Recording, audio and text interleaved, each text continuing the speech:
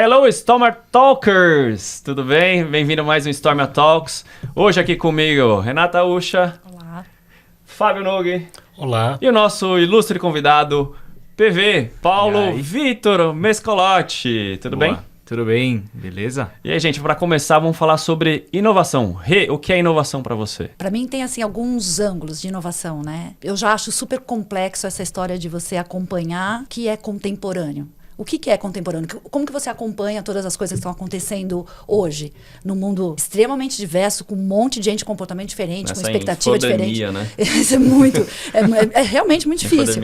Então, assim, primeiro para uma empresa já ser contemporânea, acompanhar a época dela já é bastante complexo. Acho que tem que ter bastante investimento em entender comportamento, entender para onde a gente está indo, de uma maneira geral. E eu acho que tem sempre uma expectativa de inovação para dentro das empresas, né, de novas oportunidades de negócio, de você observar a tendência de comportamento, entender lá na frente o que de fato vai ser relevante, o que pode ser importante. Então, assim, tem alguns aspectos de a inovação diária, de você conseguir acompanhar essa contemporaneidade, que é super complexa, e de você ainda se manter lá na frente, relevante, importante, de alguma maneira fazer alguma coisa para a vida das pessoas. Para você, Fábio, inovação, o que seria? Inovação para mim é a criatividade em movimento, a criatividade em ação. Só que mais do que isso, gerando valor, gerando algum tipo de valor, seja um valor financeiro, seja um valor em termos de satisfação para o cliente, seja valor em termos de estreitamento de parcerias, né? Então, quando ele se traduz em algum resultado tangível para o negócio, a gente tem realmente uma inovação sendo aplicada. Para você, PV, o que é inovação? Eu gostei muito da resposta dos dois aqui, vou fazer uma resposta que junta um pouco, né? Porque o que você sabe, o que é bom para um consumidor, para um público-alvo, e como você entrega esse valor, né? Como que você está sempre à frente do mercado, como que você consegue se diferenciar dos concorrentes. Então, você tem que ter um valor para alguém, necessariamente, né? Então, inovação, para mim, é você conseguir estar sempre surpreendendo o seu cliente, o seu público-alvo, no sentido dele virar e falar assim, caramba, como eu vivi até hoje sem isso, que demais. E, normalmente, inovação está meio atrelada a uma revolução, né? Porque a gente sempre ouve, não, sempre foi assim, sempre vai ser. A gente vê o setor bancário hoje como tá, né?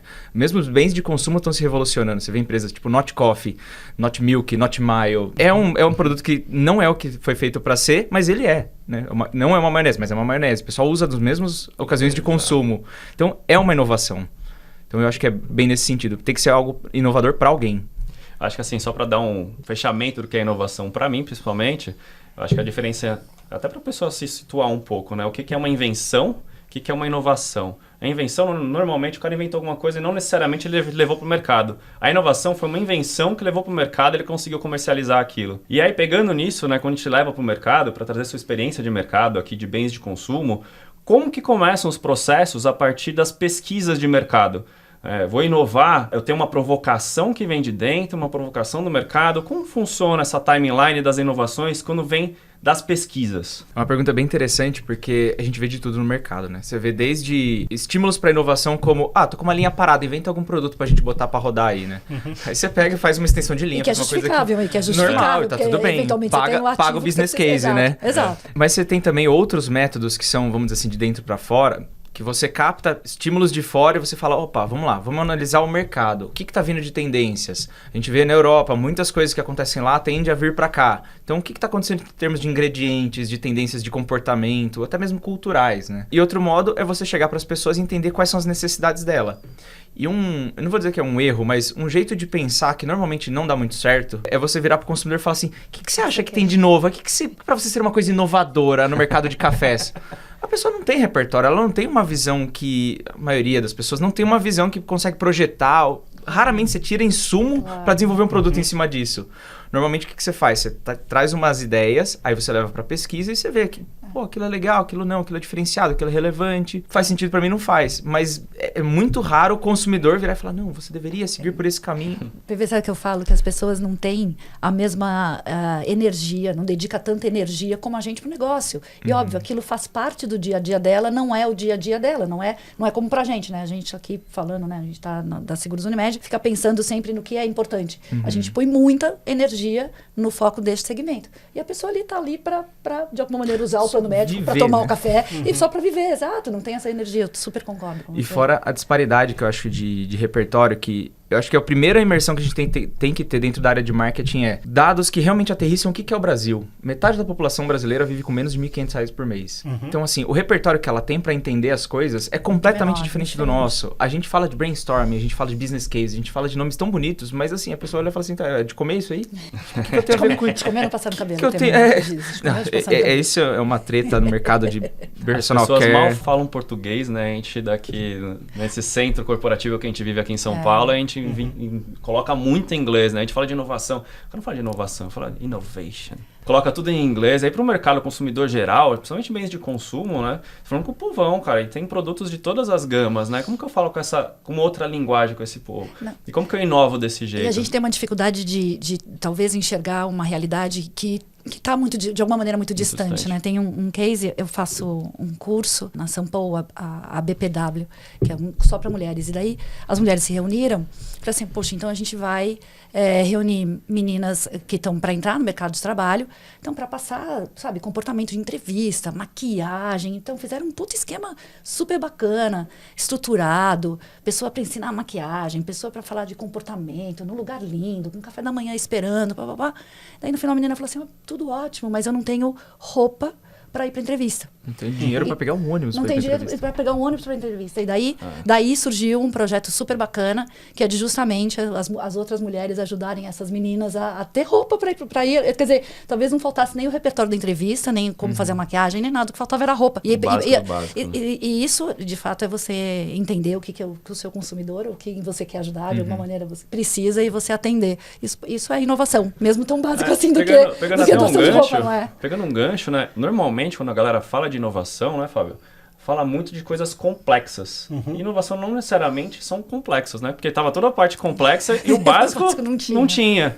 Então, como que a gente consegue ter um mindset da empresa para sempre direcionar, para simplificar as coisas? Como que você acha que funciona esse processo? Então, acho que esse é um grande desafio, né? Muitas vezes a pessoa olha a inovação como se fosse alguma coisa muito distante. Um dos desafios que a gente está tendo justamente na Seguros Unimed é esse desafio de como que a gente pode trazer que cada um é protagonista desse processo criativo, cada um é protagonista da inovação, né? Então acho que esse é um grande desafio. E até pegando o gancho naquilo que a Renata falou, eu queria entender um pouquinho até, PV, você trabalhou em multinacionais, né? E a gente identifica algumas tendências, falou de tendências que a gente identifica fora do Brasil e tudo mais, né? Como que você faz para contextualizar isso aí e aplicar, né, essa inovação no dia a dia, na rotina, contextualizando aqui para o Brasil? Boa pergunta. Antes tem uma coisa que você falou de simplificação, é que às vezes antes da gente começar a falar de inovação, a gente tem que estar com a cabeça aberta, porque inovação não é uma coisa que vai dar certo de primeira, né? Uma coisa que assim, vamos tentar e podemos errar. Fiz esse contexto para responder sua pergunta. Às vezes você vê uma tendência acontecendo fora, você fala, será que aqui no Brasil vai dar certo?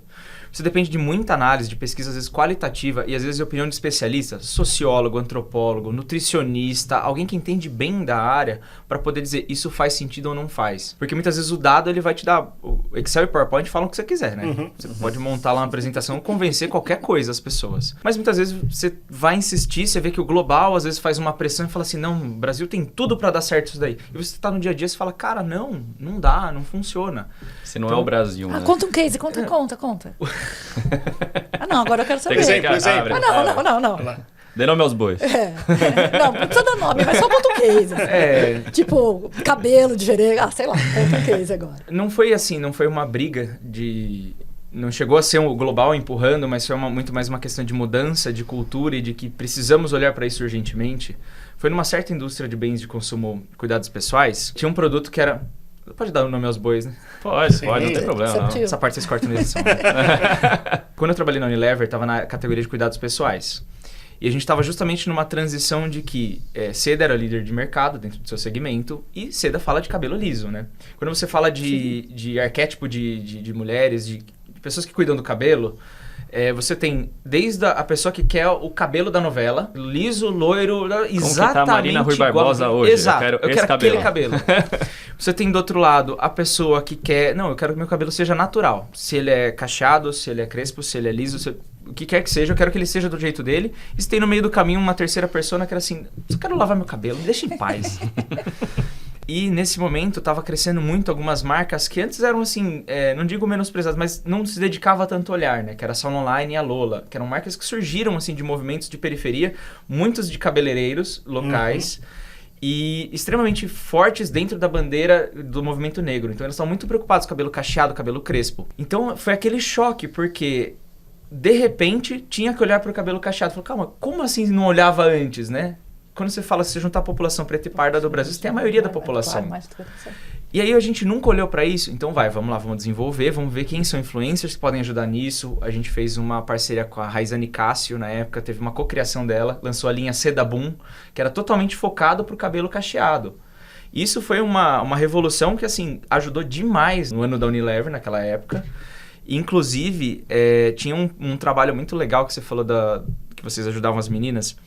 Tinha uma ONG, se eu não me engano, chamava Sonho de Menina, Plano de Menina, alguma coisa assim de menina. Que era uma mulher que ela cresceu na periferia. Ela foi estudar fora do Brasil, se não me engano, estudou em Harvard. Depois ela voltou para ajudar as comunidades carentes a desenvolver as meninas para que elas tivessem uma visão diferente de futuro. Que não é porque eu cresci na periferia que eu vou ter que morrer aqui, que eu vou ter que ter 3 filhos com não sei quantos anos, que eu vou ter que ser cabeleireira, que eu vou ter que ser manicure. Não, você pode sonhar, você pode ser violinista, você pode ser arquiteto, e a gente vai te ajudar a fazer isso. E entender muito profundamente esse contexto, que não é simplesmente, é só querer é poder. Não, ela tem uma barreira financeira para ir para uma entrevista de trabalho. Então, e fora isso, de dar uma perspectiva de que, seu cabelo é lindo, para de falar que só o da novela que importa, seu cabelo tem que ser do jeito que ele é. Aí, quando você consegue ter uma propriedade, uma profundidade para falar desse tema, você entende a complexidade que é a sociedade brasileira, que é uma coisa que assim, você não consegue explicar em 5 minutos para um gringo o que é o Brasil. Não dá. Acho que tem que fazer uma curadoria de memes para poder explicar o Brasil, acho mais fácil. A gente falou disso, Mas aí, respondendo a sua pergunta, muitas vezes o contexto ajuda a entender. E aí, você tem, é claro, a pesquisa de mercado, mas você tem os especialistas, você tem diversos fatores que você consegue ter uma melhor nitidez do que é o problema e como você pode inovar dentro daquele contexto. Sabe como que eu, sei lá, não sei se é exatamente isso, PV, mas é uma leitura de fora para dentro, né? Não é uma leitura de dentro para fora. Não é uma leitura assim, eu tenho este produto, eu tenho isso, vamos impor ao mercado como que eu faço para embalar este produto para servir para o mercado. Na verdade, é como que eu faço um produto que atende a uma expectativa, seja de especialista, seja porque estudou sociologia, enfim, qualquer especialista não sabe, mas como que eu faço para fazer uma leitura, então, de fora para dentro, não exatamente dentro para fora. Acho isso super importante. Isso tem um exemplo bem legal que funcionou recentemente. Quando eu trabalhei no JDE, a gente quis fazer um sprint de inovação state of art. Então a gente começou com uma pesquisa, nós falamos com quase 900 pessoas no Brasil inteiro para entender sobre café. E como era 2021, estava começando a vacinação, começando a falar, vamos voltar. O título da pesquisa era o que vai ficar da pandemia. Então a gente estudou a fundo quais hábitos mudaram dentro da pandemia, o que mudou no entorno do café, né? Porque antes você tinha aquela pressa, você bota água para ferver, você vai passar roupa, você vai fazer isso, vai fazer aquilo. E com isolamento social é assim, você tá fervendo a água, você pode ficar lá, esperando o espírito baixar no corpo, fazendo download. Fazendo download. E foi uma experiência boa, foi ruim. Isolamento social.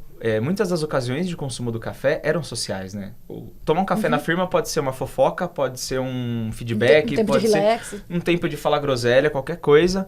E você receber pessoas em casa, principalmente no interior, é muito comum, né? Fazer um bolinho de fubá com goiabada, servir um cafezinho. Ele mora no interior. Estão esperando o convite. É isso que eu disse, ele mora no interior, ele mora aqui perto, mas é mais interior, eu vou lá na casa dele comer um bolinho de fubá com goiabada. Fogueira Urban, vamos lá. Então a gente entendeu a fundo o que era o café, né? E um dos grandes achados foi que o café virou um companheiro das pessoas. Muita gente parou de ver a família, começou a morar sozinho, tá isolado, e tinha lá ele o cafezinho no meio da tarde. Então começou a virar um momento de minha pausa pro café tem que ser um café bom. De manhã para tomar com leite, tanto faz, né? Quase metade da população põe leite, 70% adoça. Mas o da tarde tem que ser um café especial, aquele gostoso que eu vou tomar e vai ser uma delícia. Então a gente levantou as necessidades, por um lado. Trouxemos alguns especialistas para falar de temas diversos, desde luxo acessível. A gente trouxe um professor da USP, o Miguel Ângelo Enzo. É uma sumidade dentro de luxo no Brasil. Para falar sobre, dá para ter um luxo acessível. Você pode não ter uma Ferrari, mas você pode ter uma jaqueta da Ferrari, um perfume da Ferrari. E o café não deixa de ser diferente disso, né? Você pode ter um café que tem uma maior diferenciação. Do outro lado, a gente trouxe o time de pesquisa e desenvolvimento, que foram grandes parceiros nesse processo, que é para falar assim, o que tem no catálogo? O que dá para falar? É a torra clara, média, escura, a moagem, o terreno, a preparação, se é cultivada a sombra de árvore, se é a gueixa, se é a flor que não sei o que, se é o que dá... Tudo que tinha possível dentro do catálogo. E aí foi brincar de Lego. Falei assim, eu tenho essa necessidade de indulgência, então eu vou pegar um café top e uma marca boa. Você vai lá, monta. E eu falo que foi de sucesso porque a gente saiu com 12 conceitos de produto do workshop. 10 foram aprovados pela Ipsos, que é uma das maiores empresas de pesquisa de inovação. E assim, com um arquétipo premium. Então, assim, a gente não só acertou, como acertou em cheio no premium. Um dos nossos produtos foi utilizado como exemplo no webinar de inovação em tempos de inflação da Ipsos. Então, assim, foi um baita sucesso, né? E aí, respondendo, é só você entender o que está vindo, o que você tem de necessidade e como você consegue atender, né? É o estado da arte do marketing, né? Atender necessidades. Agora, como que... Perdão, pode falar. E como que é esse processo de validação das hipóteses que vocês tiveram, né? Porque, na realidade, vocês fizeram pesquisa, vocês levantaram algumas hipóteses, né? E aí tem um processo de experimentação, digamos, né? E durante esse processo você foi validando algumas hipóteses, né? Como que foi esse trabalho na prática? Boa pergunta. A pesquisa de inovação tem várias metodologias para você testar, né? Uma vez que você escreve um produto que tem uma atenção, a entrega que ele tem e o porquê ele tem aquela entrega, né? São os 3 componentes de um conceito de produto. Você leva isso para os consumidores. Às vezes você testa só a ideia, você só mostra o conceito para o consumidor, para ele falar, não, isso faz sentido ou não. Às vezes você dá o conceito e depois você dá o produto para ele dizer, não, isso entrega o que você prometeu lá atrás, né? E eu gosto de um framework de análise que ele junta não só o que o consumidor diz, mas a estrutura de mercado. Então ele olha quantos players tem naquele mercado, qual que é o budget que eles investem, qual que é a fatia de mercado de cada um deles. Legal. E ele dá esse contexto, ó, a sua inovação é muito boa, mas nesse mercado ele já está saturado, então não vai fazer muito sentido. Ou não, a sua inovação foi mais ou menos, mas por conta do mercado ser tão louco, você consegue emplacar ela. Então a gente usou esse tipo de pesquisa, tudo quantitativa, com pelo menos 150 pessoas cada conceito, então é uma base robusta. E todas foram assim, muito bem aprovadas com uma certa folga. Então a gente diz que foi um sucesso, porque o que teve de feedback? Precisa ajustar uma ou outra questão de palavras dentro do conceito, ou talvez o preço, só precisa ver se vai ser isso mesmo, vai aumentar, vai diminuir.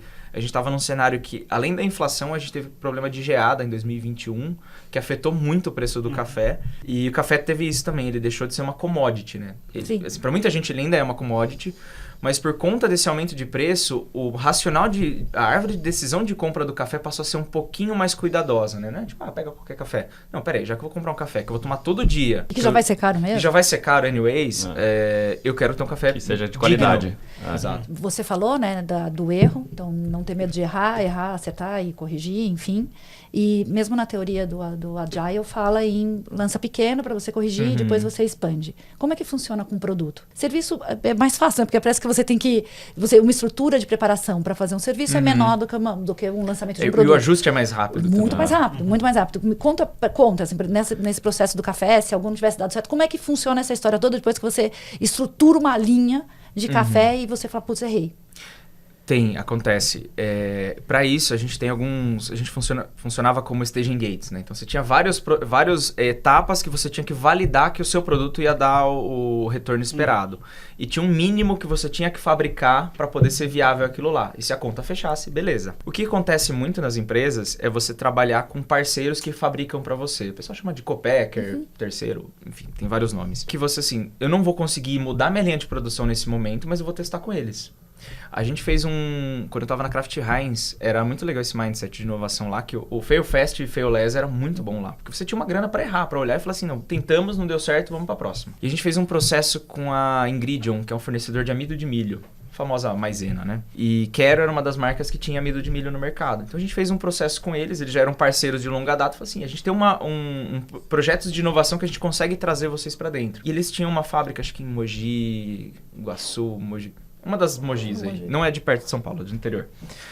Que eles têm uma fábrica que eles conseguem fazer piloto de uma mínima quantidade de produção. Então, assim, você consegue testar se o produto vai parar em pé, você consegue produzir uma mínima quantidade, deu certo, não deu, beleza, estávamos esperando isso, né? Depende muito... Você cria um ambiente, né, de teste antes de tacar pro mercado. Você consegue mostrar, e aí você usa um parceiro estratégico para fazer isso. Sai muito mais barato Exato. do que você mudar uma linha de linha. produção, claro. Que você tem Faz guide de sentido, produção, de planejamento de produção mesmo, né? Às vezes se você quebra uma janela de produção, fica um turno parado, você apresenta uma perda, então você não pode mexer muito no caminho das formiguinhas, né? Pegando de mindset mesmo, assim, quando você pega um parceiro, aí você tem sua cultura de inovação dentro de uma empresa, você vai pegar uma outra terceira que provavelmente não vai entender esse processo todo. Como que você faz para unir essas forças de cultura e plugar esse seu mindset daqui para cá? Como que você viu isso acontecendo? Ela faz um pedacinho só faz um pedacinho, ela não faz tudo. Mas é um bom ponto. É um bom ponto, porque às vezes o cara não entende o que ele está entregando no final ali, pode complicar o que você está tentando pensar nessa outra gangorra. Então, como que junta essas culturas, né? Para elas se unirem e virarem uma coisa maior?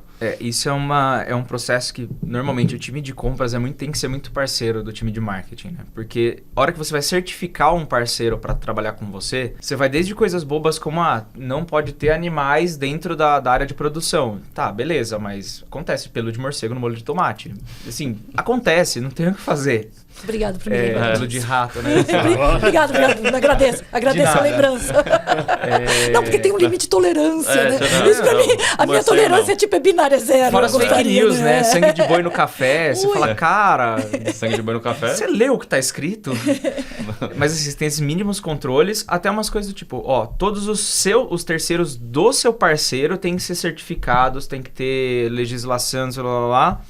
E às vezes vai até além, né? Quando a gente fala, por exemplo, de a maionese Heinz, ela tinha uma questão das galinhas caipiras, né? Tem toda uma legislação para saber se a galinha é caipira ou não, né? Se ela vive fora de gaiola, fala uai, pira. Não ia poder. Eu dei uma segurada, mas... A gente tava esperando isso, olha, só pra dizer quem tá ouvindo. Momento. A gente tava esperando piadas infames, a gente só não esperava que viesse do Doug, a gente tava esperando aqui do PV, que já tinha requisitado a autoridade, a licença pra falar, mas tudo bem. Vamos nessa, Carlos Alberto, continue. Boa. Enfim, tem todo esse controle e como você consegue certificar que até o terceiro tem esse controle, que é assim, assado. Tem muita coisa que pode parecer tão bem nítido, mas tem muitas possibilidades de subjetividade. Então você tem esse trabalho extra do time de compras para falar, se o fornecedor está na nossa base é porque a gente revirou o cara ao avesso e agora sabe que tá tudo ok. E um ponto que a Renata falou muitas vezes ele vai fazer só uma parte. Mas tem que garantir que, assim, se falhar, se você perder o fornecedor... Ele não pode perder essa parte. Outro ponto legal que você comentou é de um fundo separado para eventualmente errar, isso. Né? É um fundo de experimentação, um fundo perdido, talvez, né? Usar essa palavra, para que você possa dedicar esforços aí e não ter esse receio do erro, né? Sim, perfeito. É muito a gente brinca, né? Que é a verba da área de pesquisa, né? De insights, enfim. A área que for, é a verba para evitar riscos maiores, né? Sim. Porque a gente errar pequeno. Isso não só com produto, às vezes com comunicação, né? A gente fala de fazer uma gestão de marca para não fazer uma gestão de crise. Você não tá lá virando final de semana porque alguém postou uma coisa errada e você fala, caramba, vamos atrás. Quando a gente fala em para que as empresas servem, né? E daí já, para dar lucro, desde que seja ética, para dar lucro e fazer filantropia. E hoje a gente vive para dar lucro e mesmo assim ainda deixar um impacto positivo, né? Não só significativa, né? Deixar um impacto positivo para a sociedade. Não, a gente nem está falando mais, e que daí já passou do admissível de um controle de resíduo, né? Eu estou falando de deixar um impacto positivo mesmo. Como que vocês enxergam daí, todo mundo, este processo de inovação para poder trazer um significado para as empresas e ter essa história de um impacto positivo na sociedade como uma forma mínima agora de uma empresa atuar? É o famoso ESG 2.0, né? Porque o ESG de verdade. É o de verdade, né? Porque antes falavam do ESG, agora vamos aplicar, porque a galera fala muito do E, né? É meio ambiente. Mas e o social e a governança? A governança ninguém quer falar, né? Não, a governança é mais difícil, mas que devia ser o primeiro. Dá muito trabalho. Porque é a partir da governança que você consegue... Da responsabilidade. A responsabilidade disso. E o social, o impacto que eu tenho no meio ambiente é fácil de mostrar. É bonitinho. Agora a governança, quem quer abrir o book, ele fala, não, a gente tem uma governança. É que nem... de compromisso. É que nem programa de inclusão. Tem muito programa de inclusão, mas não tem programa de manutenção, né? É lindo falar, olha, somos diversos e tudo mais. Aí você tem gente em reunião de diretoria pra provar coisa e fala assim, tem que ser uma estimativa bem macho. Você fala, cara... Como você permite uma coisa dessa, né? Porque é lindo o LinkedIn, né? Mas na hora que o negócio ferve, né? Você vê muitos casos de agências, de empresas grandes que acontecem coisas e se você não tem uma política bem estruturada de virar e falar assim, não interessa se você é gerente, diretor, presidente, fez a coisa errada, fora. Exatamente. É a governança, né? É a governança. Para você, Fábio, como que tá essa história de ESG? Como vocês estão vendo isso? Bom, ESG eu acho que é um grande desafio, não só no aspecto, como você comentou, não é só a parte ambiental, né? Mas qual que é a responsabilidade social da empresa? Recentemente nós tivemos uma experiência aqui do Odonto mesmo, em que a gente lançou uma consultora virtual que faz a parte de orientação de promoção de saúde bucal. Ela se chama Tina, é um projeto que foi inclusive premiado, ela ganhou o primeiro lugar entre as 100 mais inovadoras no de TI. E a gente pensou como que a gente pode utilizar esse processo, né, essa inovação para o bem da sociedade. E qual que foi a decisão que nós tomamos? Né? Que esse aplicativo não ficaria disponível somente para segurados, para clientes da Seguros Unimed. Como que a gente pode ampliar? Então, acho que em qualquer área, eu acho que a gente consegue ter essa visão um pouco mais ampla de como que a gente pode contribuir para a sociedade. A gente sabe que no Brasil, no geral, as pessoas têm pouca informação sobre saúde, sobre como cuidar, né, como ser protagonista no cuidado saúde bucal, de saúde então. com ela. Saúde bucal, então menos ainda. Né? Do cara que vai fazer o tratamento de canal dele e o que vai passar a resina para o dente ficar bonito. Exato. Não, tem uma distância. E aí eu acho que essa possibilidade de, dentro do modelo de negócio nosso, como que a gente pode abrir a mente e, de certa forma, ampliar esse escopo e atingir outras populações. Então, a gente tomou a decisão de deixar esse aplicativo, essa solução, disponível para qualquer pessoa, seja cliente, seja não cliente da Seguros Unimed. O processo de governança, a Seguros já vem investindo há um bom tempo, né? A gente tem um selo Proética, então a Seguros Unimed realmente ela preza pela questão da governança, porque como você comentou, é a partir da governança, a governança que viabiliza todo o resto. Claro, todo o resto. E a sustentabilidade financeira que viabiliza o resto, né? Exato. Acho que um pouco do que o PV falou, né? Quando ele fala que junta, quando você fala uma coisa de fora para dentro, eu acredito bastante na diversidade como uma maneira de você aplicar uma inteligência coletiva ampliada. Porque é muito difícil eu falar de uma experiência, né? Se viver uma experiência que não é minha. Então, falar de uma realidade que não é minha. Quando você traz a diversidade no pensar do produto, no serviço ou o que for, você de fato está escutando as pessoas. Eu acredito bastante na história da inteligência coletiva ampliada, porque a gente está aqui hoje praticando uma inteligência coletiva que se limita à sua, né, a do Doug, a do Fábio, do PV e a minha. Quanto mais gente estivesse nessa roda, mais pessoas falariam da sua própria experiência, mais você traz uma ampliação dessa inteligência que pode ser aplicada para um novo produto, para um novo mercado, ou o que for, porque você traz novas realidades. Então, acho que tem um pouco disso assim, né? No final, eu acho que as empresas se preparam melhor no meio do caminho do que na liderança. Porque a hora que bate na liderança, você tem ali uma média muito pequena de diversidade na hora das decisões. Sim, e ela deveria ser maior. E o quanto essa postura inclusiva e diversa contribui com um ambiente criativo, inovador. Seguro, eu né, acho que tem. Tem um ponto que todo mundo que fala de governança, de cadenciar, de organizar, parece que os marketing falam, meu Deus do céu, sai, organização não. Mas não sabe o quão valioso é você ter um processo que ajude na governança para as coisas simples estarem bem dentro do lugar delas, que você não perca tempo com coisas, você não precisa ficar preocupado se é um ambiente seguro ou não, tá tudo garantido. Você tem mais tempo, você tem mais condições de pensar e de criar, né? E até com essa segurança de que criar sabendo que pode errar e tá tudo bem. Se você passar um dia inteiro lendo um artigo, tá tudo bem, você tá aprendendo para poder melhorar suas ferramentas. Muita gente que tem a percepção ainda de inovação, tipo, eu tô no banho e de repente eu tenho uma grande ideia e tô inovando. E não é isso, eu tenho um processo para inovar. Né? Isso daqui é uma invenção, né? Às vezes o que eu tive no banheiro pode ser um insight. Então, mas quando chega assim nessa parte, putz, eu tava lá tomando banho, eu às vezes de vez em quando lembro de umas coisas, penso em umas coisas à noite. Ela também é resultante de tudo que eu me preparei, de todo o meu background. Mesmo essa ideia e esse insight que você pode ter, ele é de fato resultante de uma atenção que eu tô pensando, né? E de toda uma realidade que eu posso entregar. Ele também não é uma, como eu falo, né? Não é combustão espontânea. Ele vem de fato de uma tem coisa uma jornada antes, tem uma jornada nada antes, que eventualmente... Uma esponjinha, né?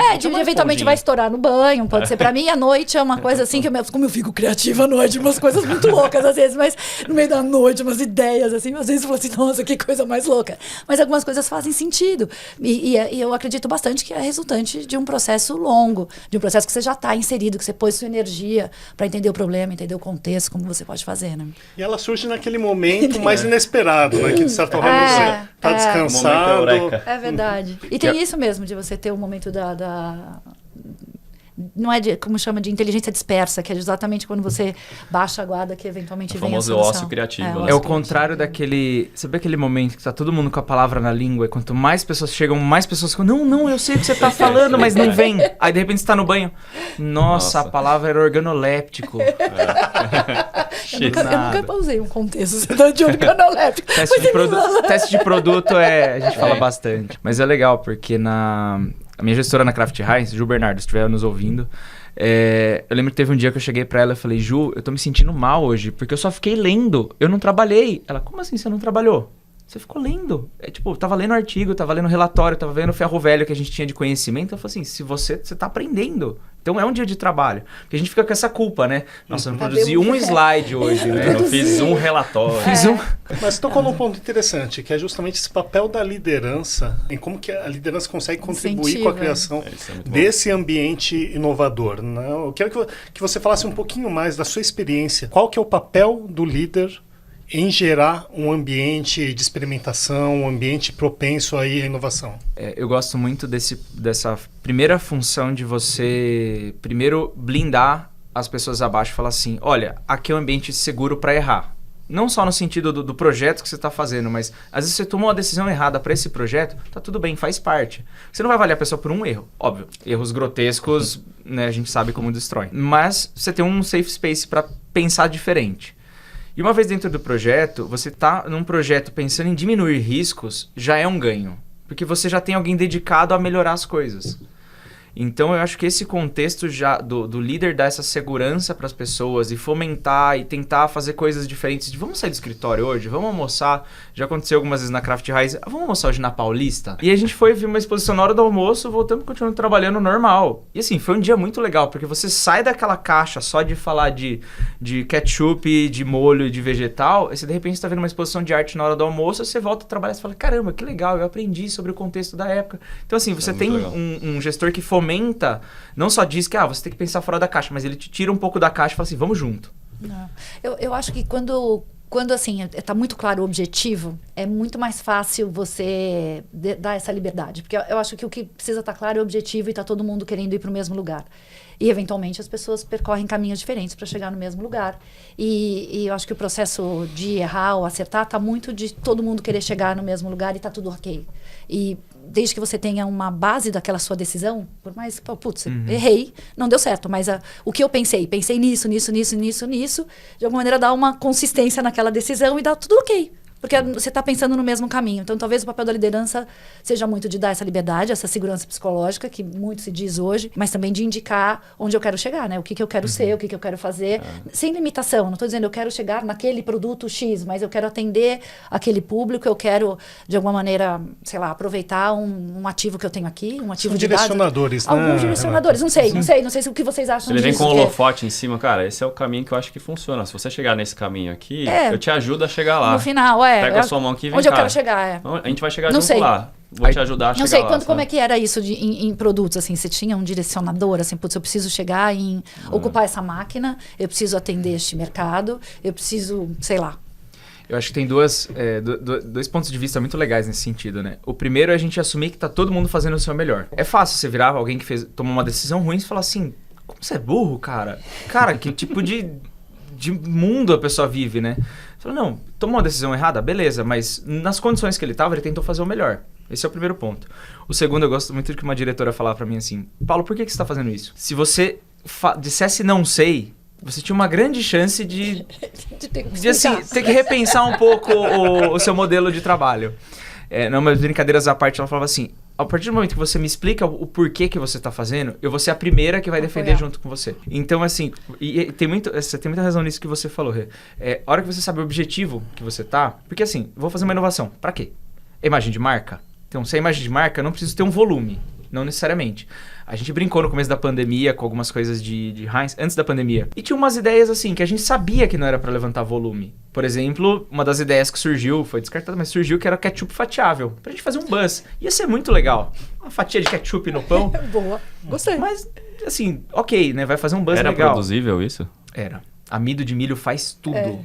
Tudo quanto Mas questão de seria consistência tipo, e textura. carpaccio? Agora eu fiquei curioso. Não, é uma peça que você corta. É igual corta. aquele queijinho, o queijinho que você tira do plastiquinho, tira a mão também. A moça né? fatiando salame no... Carpaccio de ketchup. Você tira Boa. Eu ia gostar. Ketchup. Mas por outro lado, a gente tem inovação tipo o Heinz ketchup com bacon. Ou Heinz com picles. Com picles. Com picles É fantástico. Faz tempo que eu não acho. Primeira menção que tinha nas pesquisas. Nossa, que sabor de Mac. Super. Porque ele traz Claro. essa sensação do picles, né? Que te remete inevitavelmente ao Mac. E é uma inovação que teve volume. Então, assim, qual que é o papel da inovação, né? Pra que você quer? Então, se a gente tá aqui pra pensar numa inovação que vai trazer imagem de marca, eu não deveria ter uma pressão de volume. Não deveria ter uma pressão de, se der pra vender, show de bola. Se pagar o projeto, Tá, nossa, já muito tô melhor. feliz já. Você falou bem. Nesse sentido, acho que é isso, né, que você disse, né? A liderança tem um papel importante de deixar todo mundo à vontade. Você contratou a pessoa pra que ela seja ela mesma, né? Você falou uma coisa legal, né? Eu jogo vôlei. Quase todo mundo sempre sabe, porque eu sempre chego nisso que eu jogo vôlei.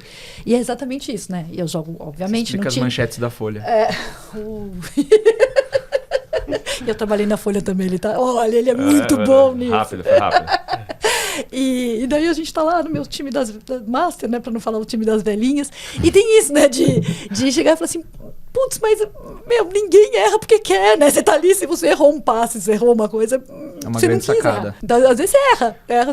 Eu cortei e foi fora. Daí todo mundo assim, putz, não podia cortar pra fora. Eu falei assim, eu sei, eu tentei cortar pra dentro. Não foi sem querer. Mas se o time tá motivado, tem o objetivo certo, normalmente ele vai errar sem querer.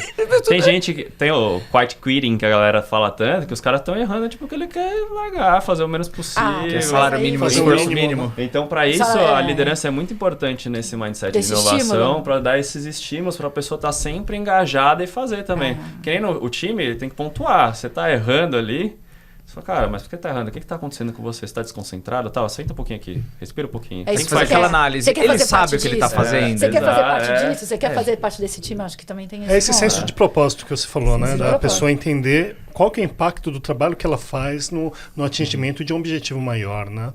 E aí eu lembro lá do Simon Sinek, né? Que é muito conhecido e tudo mais. Golden do Circle. Golden Circle.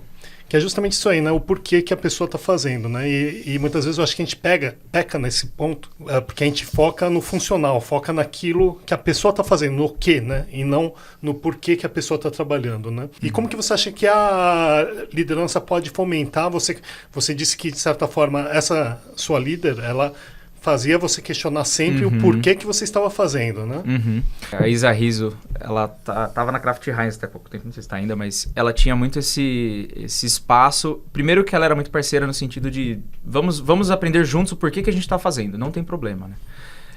E segundo, de tá sempre questionando o porquê. A gente tinha uma reunião semanal com ela, que a gente trazia alguns pontos para discussão, e ela muitas vezes fala assim, peraí, por que a gente tá fazendo mesmo esse projeto? Por isso. Beleza, então vamos lá. Porque ela queria ser a porta-voz, queria trazer o time junto, né? Eu acho que isso é uma visão muito de líder que agrega, líder que joga no coletivo. Assim, se eu tô trazendo a pessoa do meu time pra cá, é porque eu quero jogar junto, eu quero que ele tenha a visibilidade dele.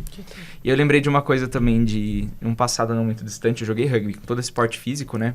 Levava água. E tinha um dos mais velhos de time, que ele era um argentino que jogava bem pra caramba. E ele falava assim, enquanto você disser não sei, não entendi, eu vou te explicar e tá tudo bem. A partir do momento que você falar eu entendi, eu vou te cobrar se você errar. Depende de você ter a humildade de falar assim, cara, não sei o que ele tá fazendo, não entendi, vou me esforçar, vou aprender. A hora que você fala, não sei, eu sei, beleza. E aí você erra, pô, cara, a gente tava combinado, né? Então eu acho que tem um pouco da liderança dar o espaço, mas também do liderado virar e falar assim, não, eu vou aprender esse negócio agora.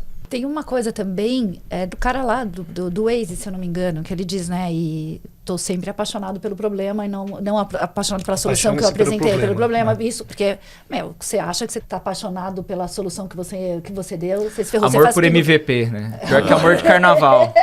Você quer que faça dar certo, você quer fazer dar certo, isso também pode atrapalhar bastante. Esse né? desapego em relação à solução. A solução, você tem um apego pro problema, você tem que resolver o problema.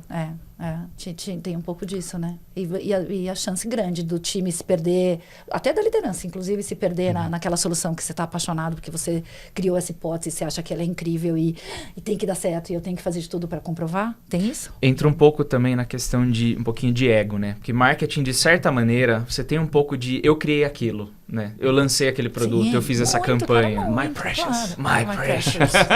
E eu acho que tem um pouco desse de você ser desapegado das suas sugestões é um passo evolutivo, assim, muito grande, né? Porque você gastou tempo, você...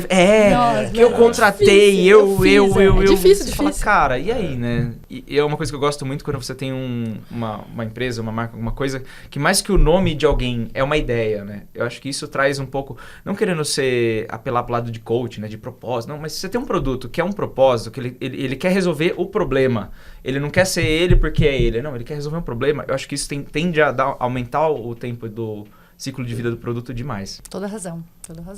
Falar um pouco mais, né, de cadeia de produção e um mindset de inovação na cadeia de produção. Vamos falar da Unilever, por exemplo. Tem vários produtos.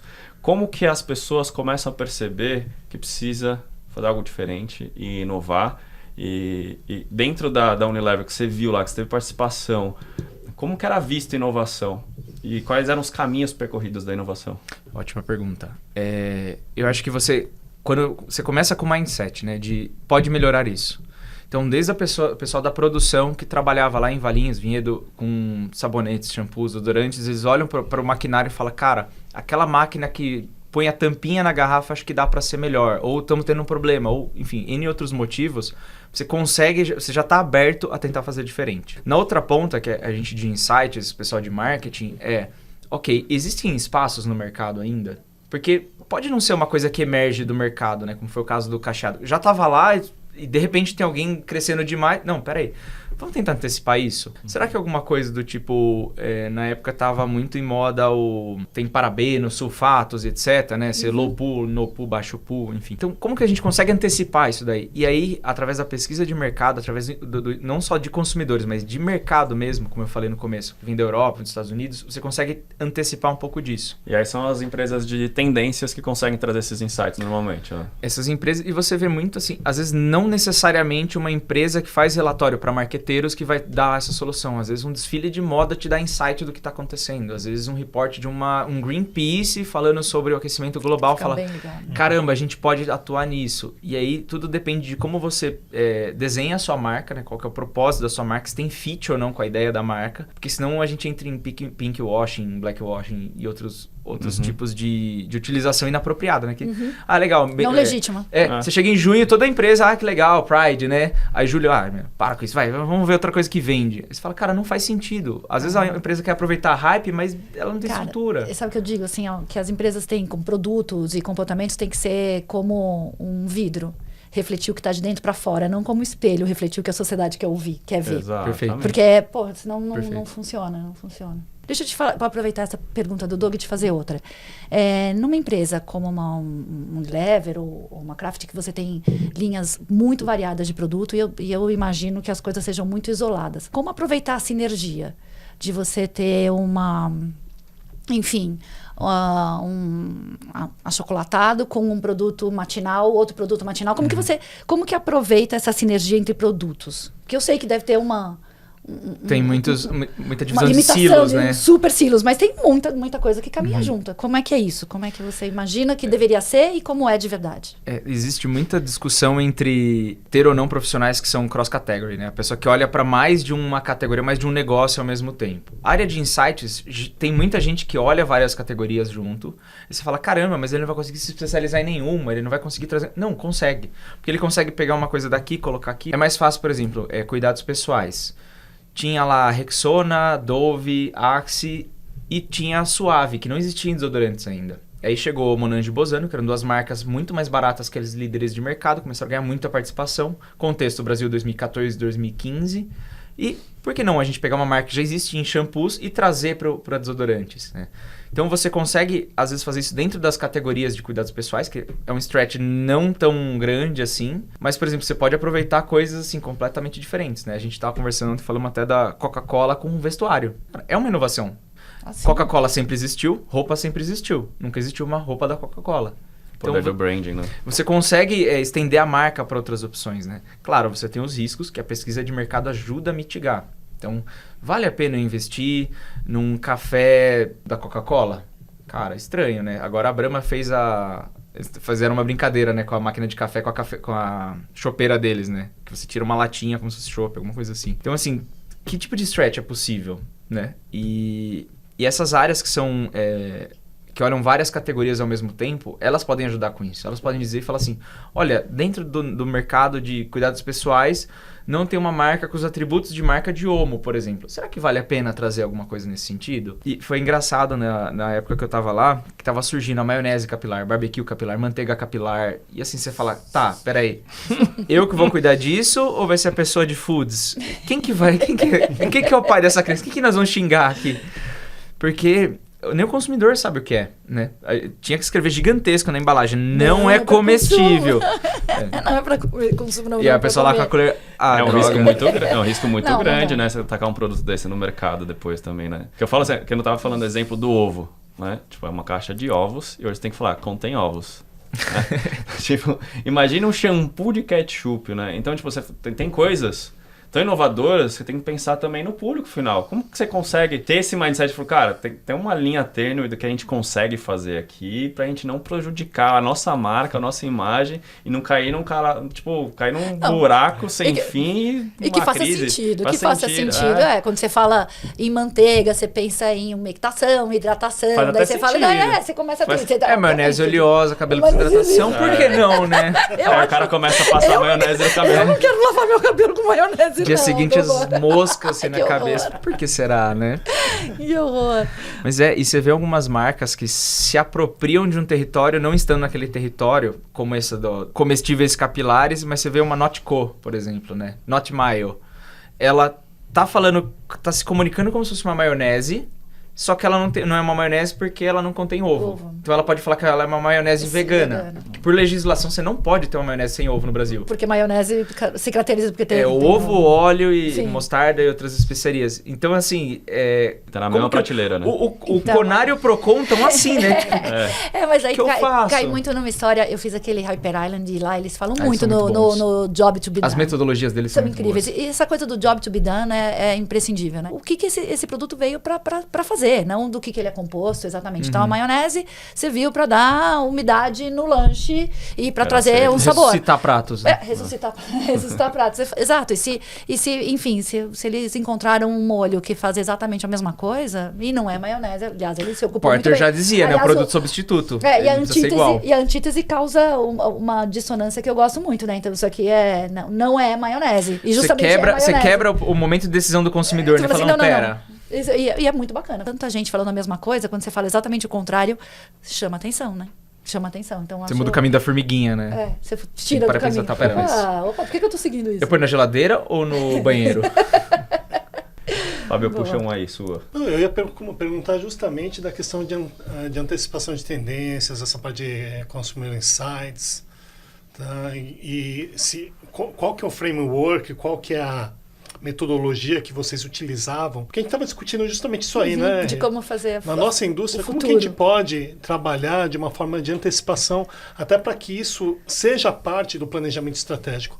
Porque muitas vezes o planejamento estratégico ele é uma extrapolação do passado. É isso que a gente costuma fazer. A gente olha para trás, avalia tudo o que aconteceu e nada mais a gente faz do que extrapolar. Então, em vez de vender X, a gente vai vender X mais Y. Em vez de produzir tanto, a gente vai gerar tanto de eficiência. Mas como que a gente faz para ter esse exercício de olhar e metodologicamente a gente conseguir incorporar, olha, a gente precisa dedicar um tempo, a gente precisa dedicar uma energia para criar novas frentes de atuação, para o novo, e isso aqui tem que estar incorporado no nosso planejamento estratégico. Muito legal essa pergunta. não existe uma fórmula de bolo que você fala assim, ano que vem nós vamos crescer 13%. Como você sabe? Porque X mais Y, X é 10, não sei o que lá é 13. Não, assim, você tem um número que você precisa chegar. Muitas vezes você tem que... É conta de chegada, né? Não, a gente precisa crescer 8. Dá um jeito aí de crescer 8. Mas o jeito que seria, assim, o mais... sendo o mais fiel ao marketing possível, né? O marketing é uma ciência social aplicada que estuda o fenômeno da troca, né? Então, você tem pessoas que querem consumir e você está oferecendo algo. Então, o que você vende? Seguros. Qual que é o mínimo que o seguro... O que o seguro cobre? Isso, isso, isso. Tá bom. Existem jeitos diferentes de cobrir isso? Eu vejo, por exemplo, no seguro alto, a revolução que uma Yause da vida... Yuse. Trouxe. Que assim, você não precisa de um corretor. Você vai lá no site, mas eu sei de amigos que tiveram um problema com que contrataram, pagaram mais barato que um seguro, depois tiveram um problema, porque eles terceirizam, quarteirizam é porque Deus cuida. Não é uma compra fácil, é uma compra técnica, e daí quando você faz você faz muito pouco. Uma coisa é comprar maionese todo dia, eu sei que maionese eu quero. Agora, comprar seguro que você faz uma vez no ano, você tem que se especializar para comprar uma coisa, o chance de errar é grande, porque ela é complexa, uma venda complexa. Então, é uma questão do conhecimento do leigo em relação à parte do seguro, né? A gente a gente não tem um vocábulo fácil pro usuário. Não, quando você fala em prêmio é o que ele paga, já é isso. Teve um Ig Nobel desse ano que foi um estudo que ele entendia o quanto que levava a... Por que os contratos e os materiais jurídicos eram tão difíceis de entender? A distância entre o objeto e o predicado... Eu não entendo nada, não lembro das aulas da professora Gilmara. Quanto maior essa distância, mais difícil é da pessoa entender, né? Porque ela fica, a deferida foi a fulana apresenta... Cara, espera, não tô entendendo, não sei né? Nem que Contrateis, né? Contrateis, exato. E tem muito isso, né? Porque você sabe, o segurando, a pólice, o sinistro... Pô, eu não quero sinistro, eu não sou do mal. E a pessoa nem sabe o que é, né? E falta... Sinistro já começa com um nome, cara, sinistro. Caraca, eu tô contratando um sinistro. Tudo que você fala, seguro, normalmente você pensa seguro, é uma coisa que eu não quero usar nunca na vida. Você paga, cara, seguro de vida. Você fala, cara, eu espero não morrer. Não, mas que não vai ser eu que vou usar, vai ser minha família, né? Exato. Então, seguro de carro, você fala, cara, que caro, né, que é essa franquia, né? Tem cada vez mais caro, né? E assim, como que a gente consegue melhorar a percepção do público final? Que inovação a gente traz? Vamos fazer um brainstorm aqui nessa mesa. O que a gente traz de percepção para o público final? Facilitar a vida dele num negócio tão complexo que é seguro. Falar, cara, acho que hoje a maior inovação que a gente pode trazer, o seguro é todo seguro, né? É mutualismo. Nós dois pagamos, você usou, eu paguei porque você usou, e no ano que vem, se eu usar, você vai pagar para eu usar, enfim. Então, acho que a maior inovação que a gente faz é sempre trabalhar nos processos antifraude, de cuidado, porque isso vai reduzir o valor para todo mundo. Porque, de fato, tem um impacto financeiro grande no bolso, e daí, quando você fala que você tem um trabalho mais rigoroso de fraude e de tudo mais, você vai inibir o uso, ou o uso abusivo, ou a fraude. Inibindo isso, você vai deixar o seguro mais acessível, porque eu acho que tem uma dificuldade mesmo neste processo de entrega, mas acho que num primeiro momento, assim, eu estou há pouco tempo na indústria, estou menos de um ano, assim, o impacto que isso traz no preço, que no final é um grande ponto de decisão e o que impacta na sociedade. Acho que se a gente se aprofundar nesse primeiro momento, a tentar minimizar esse impacto do uso abusivo, da fraude e tudo mais, já vai ter um benefício tão grande para a população no primeiro momento, e depois sim, aí tem que trazer refinação. Eu acho que outro ponto, em termos de mindset, é o desafio, porque historicamente a indústria de seguros ela é produto-cêntrica, né? Ela concebe todos os processos a partir do produto e não a partir do cliente. Então, quando você fala dessa importância, né, da gente ouvir o cliente, da gente entender a necessidade do cliente, esse é um trabalho de casa gigantesco para a indústria de seguros, porque ela sempre baseou a lógica de formatamos o produto e vendemos para o mercado, e não o contrário. Total. E como vocês fazem essas pesquisas lá na Seguros? De insights e tudo mais? Então, não, bom, assim, agora o que eu estou fazendo... Botei na fogueira, se eu botei na fogueira, a gente corta. Não, a de tendências, acho que a gente ainda está devendo, e acho que de escutar de maneira... o que a gente faz é, obviamente, né, tem uma parte de atendimento, de operação, que é muito ativa, e daí com isso a gente consegue entender para onde que está indo, as utilizações e tudo mais, né? E como de marca e de comportamento esperado, porque tem uma história de percepção, a gente trabalha com a Ipsos fazendo tracking de marca lá pra gente. Primeiro que é uma categoria muito... Sinistra. É sinistra, é ótimo, mas ela é dura, sabe? Ela não é fácil, assim, ela não é para você trazer a coisa de conhecimento para consideração, uso, ela fecha muito o funil de engajamento. Ela é uma categoria dura, né? Não é uma categoria muito maleável. Mas você tem algumas coisas acionáveis de percepção que eventualmente aceleram essa transformação de conhecimento em uso, e daí passa principalmente por atributos como segurança. Ela hoje ainda é uma categoria muito focada em que cobertura que eu tenho, assim, a coisa muito do racional. Eu pago para ter essa troca, sabe? Ainda é muito racional, mas eu acho que tem espaço ainda para crescer, principalmente em percepções de segurança, confiança. A gente ainda tem muito para trazer de saúde, né? O que a gente tem de conhecimento de saúde para os outros produtos do portfólio, porque normalmente as seguradoras trabalham muito em cima de ameaça, né? Então, assim, vai que se acontecer, em cima do medo. Na dúvida. Na dúvida, do medo, né? E a gente, como a gente tem aí um histórico gigantesco e uma visibilidade de marca, uma percepção de marca muito positiva, em cuidado, em proximidade, a gente enxerga isso de uma maneira mais positiva, mais propositiva do que o banco. E também o banco dizer assim, eu cuido de você e tudo mais, é meio cordeirinho, como que é?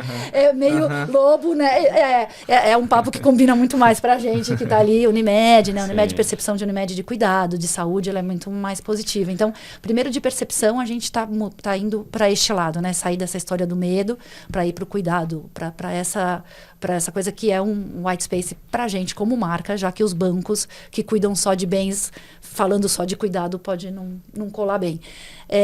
E esse tipo de coisa. Mas acho que a gente ainda está devendo um pouco de sair do dia a dia, de acompanhar o dia a dia, dessa história da percepção de marca, de quais são os acionáveis como percepção de marca para melhorar a relação com o consumidor.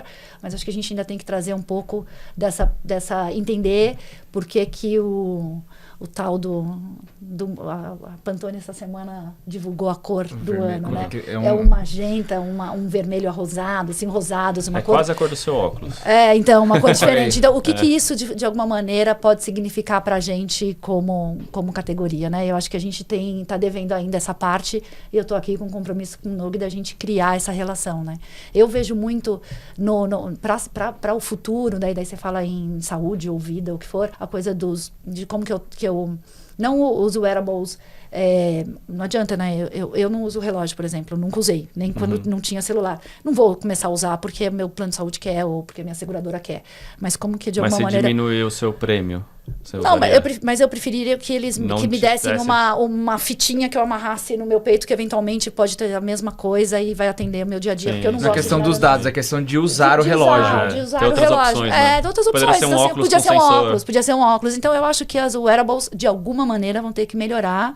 Não para resolver o problema da seguradora, mas para, de alguma maneira, resolver o meu. Diminuir a minha chance de ter um infarto, talvez não, mas de eu morrer por conta deste infarto, né? Se eu começar a entrar num processo de infarto, de eu correr para o hospital. Eu acho que nesse sentido é o mais óbvio de evolução ainda quando você fala em saúde, em vida. Mas eu acho que tem outras tendências que a gente tem que observar de comportamento, Se você pegar as big techs, elas viram esse potencial, né? Super. A Amazon só falam entrou disso. agora. A Apple, todo mundo só fala disso. Pesadíssimo nisso. Todos eles só falam em wearables. O que tem uma tendência... A gente fez agora uma visita em São Francisco, a gente ficou mais baseado em São Francisco, e todas as empresas o que falam principalmente de gadgets que ajudem as pessoas a serem cuidadas em casa. Então, um nenê que nasceu prematuro e ele passou já da fase do cuidado e ele só está ali para engordar, ele tem muito mais chance de ficar bem mais rápido se ele for cuidado em casa. Só que, obviamente, as casas não têm a preparação e todo o cuidado, todo o controle que tem um hospital. Hardware, né? O hardware. Então, como que eu tenho gadgets que ajudam os pais a cuidarem dessas crianças? Né? Porque... Não, emprestáveis. Eu sou do plano de saúde, eu empresto um monte de gadgets para você põe lá. Então, assim, tem uma hora que você vai falar com o médico, fala assim, põe esse aparelhinho no ouvidinho do nenê. Daí você põe e fala assim, poxa, estou recebendo aqui, os sinais vitais estão bem, tá tudo certinho, mantenha isso. E a chance de estar, primeiro, a mãe em casa. Se a mãe tem um outro filho filho, por exemplo, a mãe em casa, cuidando do neném na família, não no hospital, não tendo que ir até lá para dar colo, a chance de cuidado é muito maior, de sucesso, de acelerar esse cuidado. E daí outros aspectos. Então, acho que tem uma tendência nesse sentido, de você ajudar as pessoas a serem cuidadas em casa, que tem um aspecto muito mais positivo para a vida da pessoa. E eu não estou falando do cuidado extremo, nem estou falando de home care de extremos, tá? Estou falando do cuidado que às vezes a pessoa fica no hospital 2 dias e vai ficar melhor 2 dias em casa e você dando toda a assistência e suporte para a família cuidar. Tem uma tendência nesse sentido, mas que tô achando, ainda é uma tendência de curto prazo. Estou falando de longuíssimo prazo, é como que o Magenta novo da cor do Pantone vai influenciar esse mercado. Acho que tem aí um caminho para a gente percorrer. É interessante a gente ver como, a gente estava falando da indústria de alimentos, né, da parte da saúde, o quanto que eles ainda caminham separados, quando na realidade a alimentação tem tudo a ver com prevenção, né? Prevenção. Super. Gente, muito, muito, muito obrigado pelo podcast de hoje. Foi muito legal. Papo pesado, denso, que a gente deixou leve aqui. E se você quiser saber mais sobre inovação, siga a gente nas redes sociais, se inscreva no nosso canal aqui do Storma Talks para mais sobre inovação. E até a próxima.